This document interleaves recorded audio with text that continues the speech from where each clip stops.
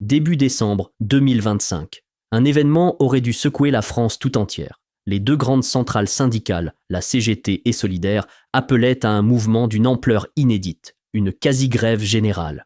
Enseignants, conducteurs de train, infirmiers, tous les secteurs étaient invités à cesser le travail pour s'opposer frontalement au projet de budget 2026, qui prévoyait la suppression brutale de milliers de postes dans la fonction publique.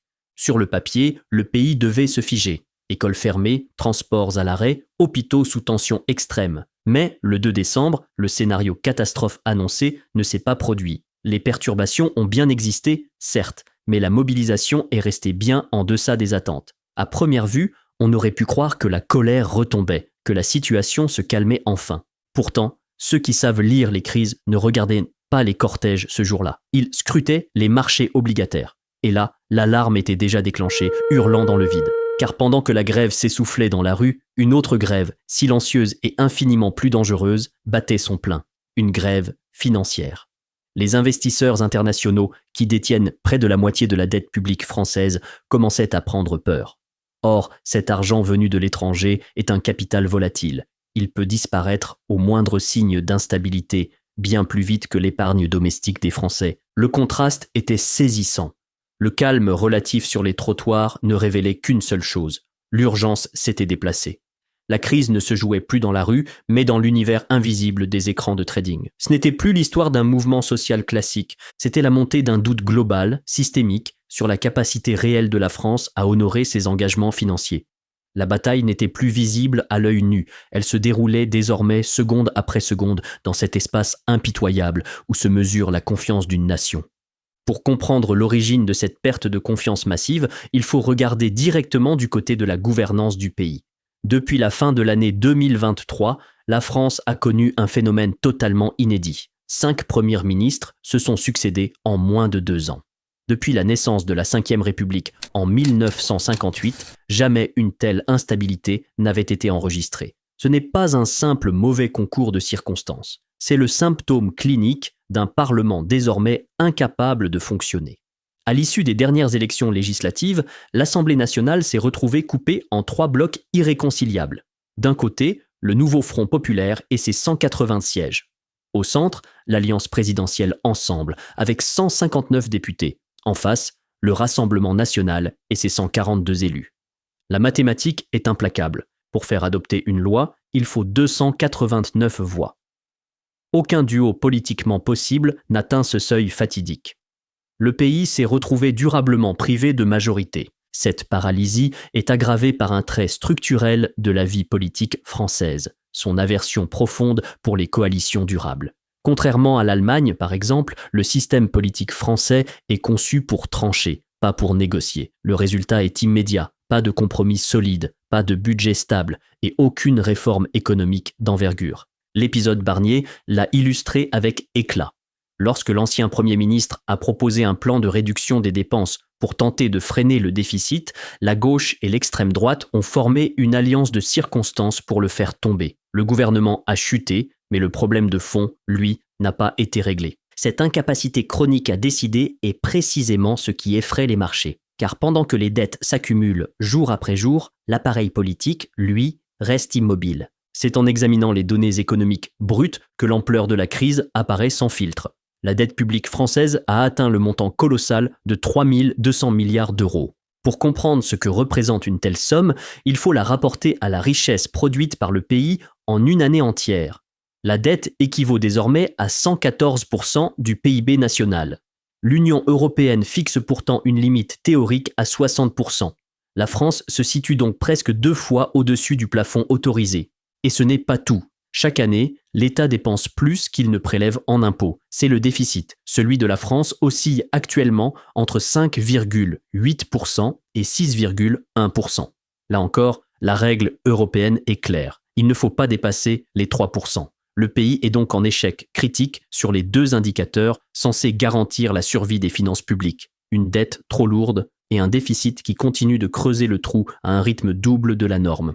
Ce déséquilibre enclenche une mécanique redoutée des économistes, le cercle vicieux de la perte de confiance. Une dette élevée et des comptes publics dégradés inquiètent les investisseurs. Ces derniers exigent alors des taux d'intérêt plus élevés pour accepter de continuer à prêter. Mais plus les taux montent, plus le déficit se creuse, ce qui alourdit encore la dette et nourrit à nouveau la défiance. Le cycle s'auto-alimente et la machine s'emballe. Les propres prévisions du gouvernement sont sans ambiguïté. D'ici 2029, rien que le paiement des intérêts de la dette, ce qu'on appelle la charge de la dette, devrait dépasser les 100 milliards d'euros par an. C'est davantage que l'intégralité du budget de la défense. C'est aussi autant d'argent qui ne pourra pas être investi dans l'école, la santé ou nos retraites. Un coût gigantesque, consacré uniquement à régler les erreurs du passé. Pendant ce temps, le système politique, lui, reste incapable de mettre fin à cette spirale. Parmi tous les indicateurs qui ont affolé les experts, un chiffre a marqué un point de rupture définitif. À la fin de l'année 2024, pour la première fois de son histoire, la France a dû payer un taux d'intérêt plus élevé que la Grèce pour emprunter de l'argent à 10 ans. Cette comparaison aurait semblé inimaginable quelques années auparavant. Depuis plus d'une décennie, le mot « Grèce » était devenu le raccourci pour désigner la pire crise de la zone euro. Le pays avait dû être secouru à plusieurs reprises. Sa dette était jugée explosive et les marchés surveillaient Athènes avec une méfiance absolue. À l'inverse, la France était perçue comme l'un des piliers stables de l'Union européenne, un pays dont la signature financière faisait office de référence. Lorsque les rendements français ont dépassé ceux de la Grèce, du Portugal ou de l'Espagne, le message envoyé au monde a été brutal. Les investisseurs ne punissaient plus seulement une économie affaiblie par des déséquilibres structurels, comme c'était le cas pour la Grèce. Ils sanctionnaient désormais l'incapacité politique de Paris à gouverner efficacement. Le taux à 10 ans, souvent décrit comme la note de crédit d'un pays en temps réel, livrait une conclusion sans nuance. Prêter à la France était désormais considéré comme plus risqué que de soutenir les anciens épicentres de la crise européenne. C'est ce moment précis qui a révélé que la France avait cessé d'être l'ancre de stabilité de l'Europe pour devenir son nouveau maillon fragile. En quelques mois, une crédibilité construite sur plusieurs décennies s'est évaporée, emportée par l'immobilisme politique. On pourrait croire que cette situation ne concerne que la France. Mais dans une économie mondialisée et surtout au sein de la zone euro, les crises ne respectent pas les frontières. La France n'est pas un pays parmi d'autres. Elle est la deuxième économie de l'union monétaire, juste derrière l'Allemagne. C'est un pilier. Et lorsqu'un pilier vacille, c'est toute la structure qui menace de s'effondrer.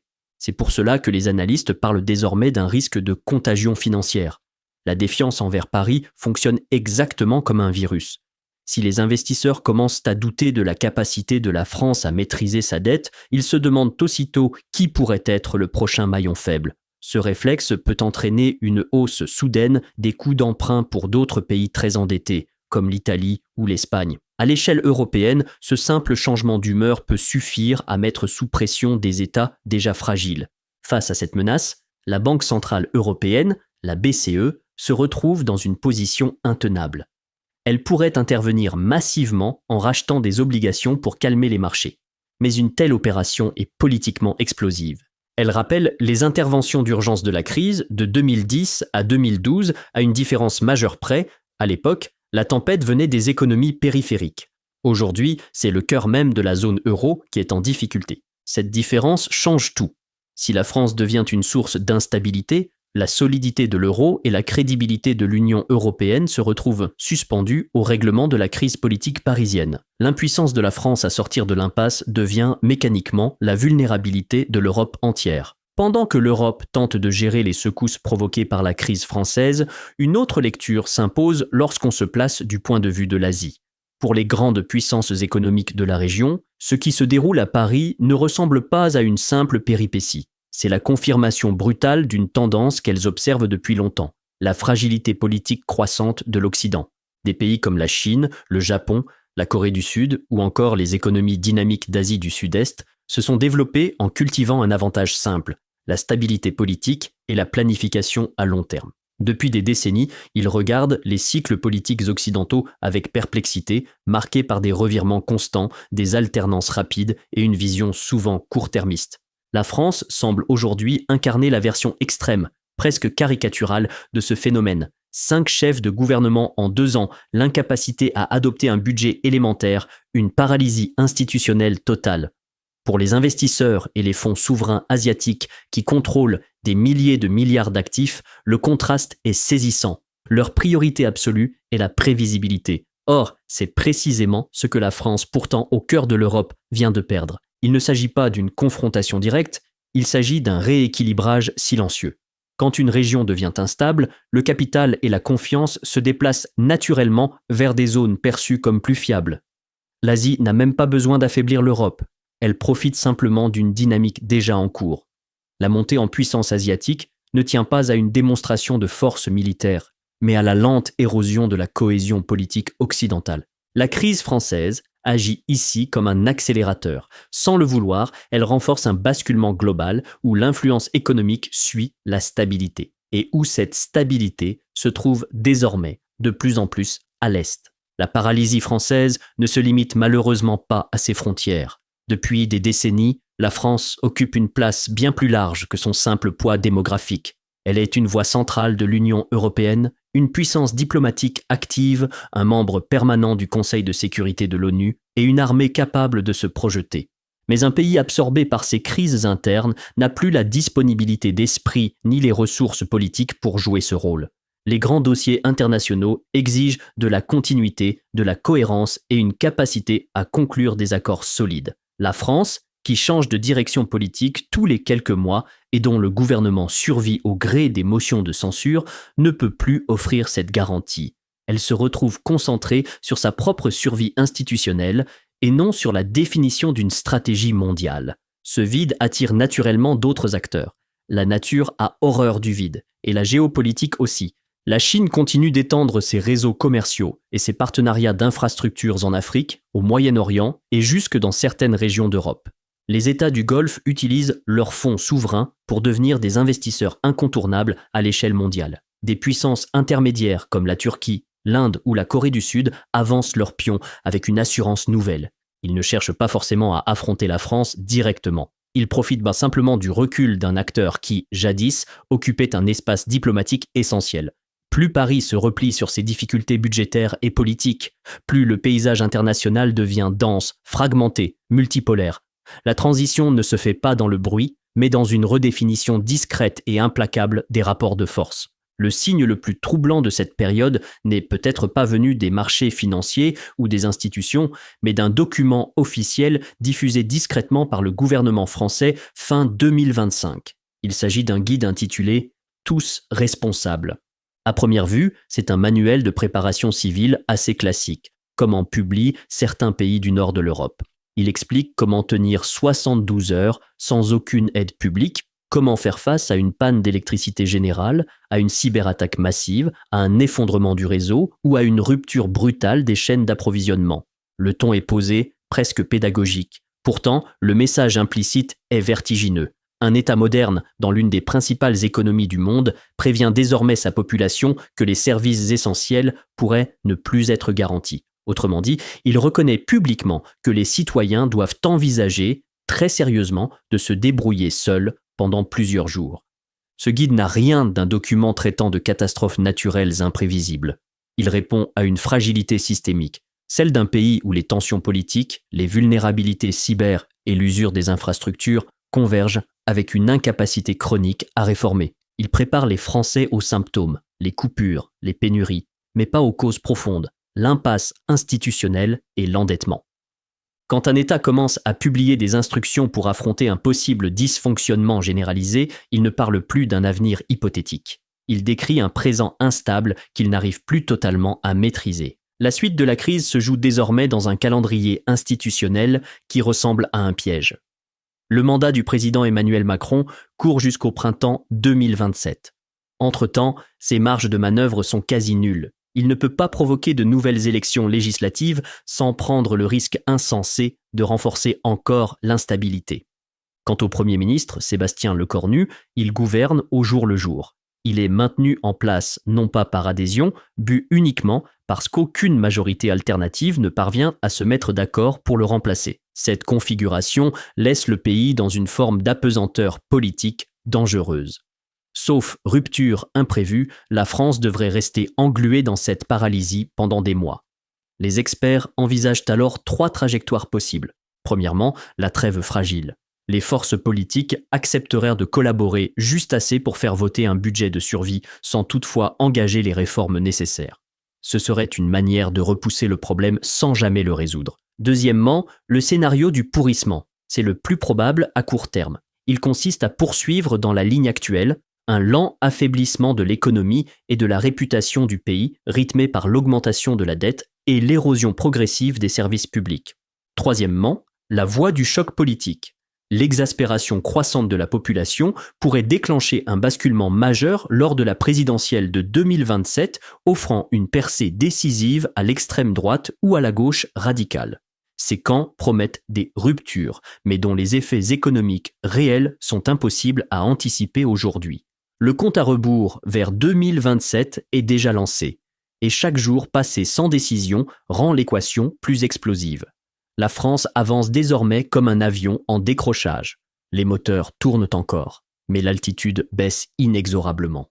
Au terme de cette analyse, un constat implacable s'impose. Dans un système mondial où tout circule en temps réel, les capitaux, l'information, la confiance, l'échec politique n'est plus une simple affaire intérieure. Il se paie cash et immédiatement. Pendant des décennies, les grandes économies occidentales ont cru qu'elles pouvaient supporter une certaine dose de chaos politique. Le monde avait moins d'alternatives crédibles et la confiance des investisseurs se dirigeait presque naturellement vers l'Ouest. Cette époque est révolue. Aujourd'hui, les investisseurs comme les États comparent les gouvernances, scannent les risques et déplacent leur capital en un clic vers la stabilité. Dans ce nouveau paysage, la France se retrouve au cœur d'un tragique paradoxe. Elle possède d'immenses atouts économiques, démographiques et géopolitiques, mais tout ce potentiel est neutralisé par une incapacité chronique à se doter d'un gouvernement durable et d'une vision commune. Le résultat est une perte de confiance fulgurante, non pas à cause d'une guerre, d'une catastrophe naturelle ou d'un choc extérieur, mais à cause d'un dysfonctionnement interne. La crise française devient alors un avertissement sévère adressé à toutes les nations développées. Croire que l'instabilité politique peut être contenue sans conséquences économiques est une illusion mortelle. La transformation géopolitique actuelle, qui voit un monde longtemps centré sur l'Occident se fragmenter, ne repose pas uniquement sur l'ascension de nouveaux acteurs comme la Chine ou l'Inde. Elle repose aussi sur l'affaissement de ceux qui n'arrivent plus à se gouverner eux-mêmes. Dans ce nouvel ordre mondial, la ressource la plus précieuse du XXIe siècle n'est ni le pétrole, ni les terres rares, ni même la force militaire. C'est la capacité d'une nation à maintenir sa cohésion, à voter un budget et à planifier son avenir. L'histoire de la crise française nous enseigne qu'une nation peut voir s'effondrer en quelques mois une crédibilité construite sur plusieurs générations. Une leçon brutale, mais essentielle.